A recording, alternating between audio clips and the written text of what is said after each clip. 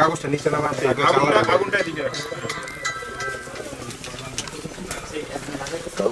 Special জজ আদালত ঢাকা কর্তৃক নারায়ণগঞ্জ জেলার রূপগঞ্জ উপজেলাধীন গুতিয়াবু মৌজায় স্থিত Sabana eco resort private limited সম্পত্তিটি রক্ষণাবেক্ষণ ব্যবস্থাপনা এবং তদারকির জন্য জেলা প্রশাসক নারায়ণগঞ্জকে রিসিভার নিয়োগ করা হয়েছে। আমরা জেলা প্রশাসক ও বিজ্ঞ জেলা ম্যাজিস্ট্রেটের নির্দেশক্রমে আজকে এই সাবানা ইকো রিসোর্ট প্রাইভেট লিমিটেডের সম্পত্তিটি নিয়ন্ত্রণে নিলাম।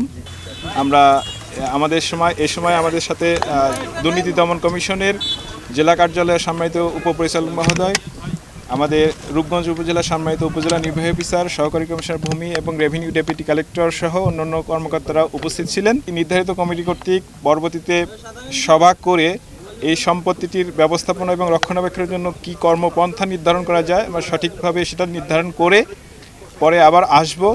আপাত দৃষ্টিতে আমরা 2 তলা একটি ভবন পেয়েছি। কিছু পেট অ্যানিমেল আছে, যেমন কুকুর এবং পাখি দেখা গেছে।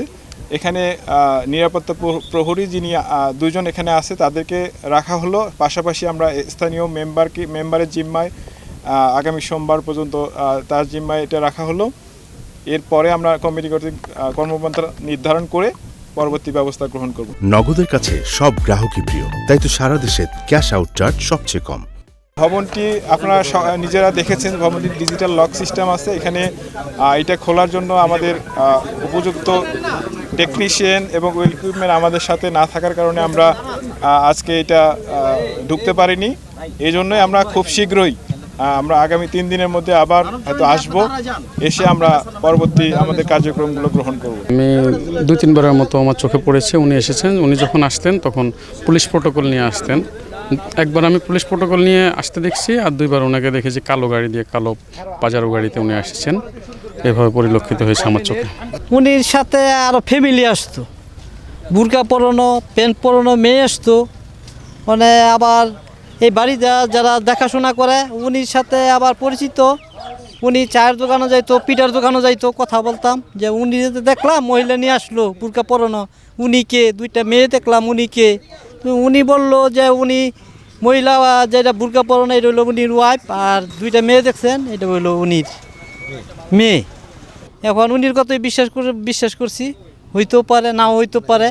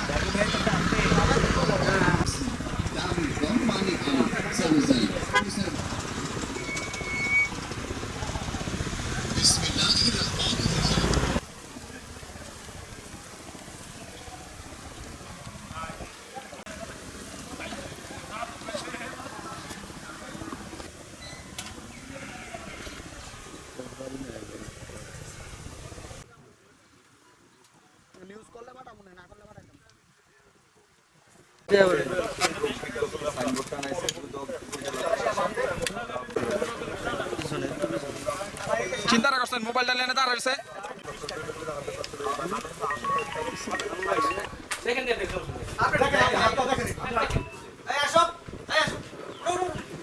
আমরা একটু চিন্তা করি কিভাবে এটা ব্লক করে দিই।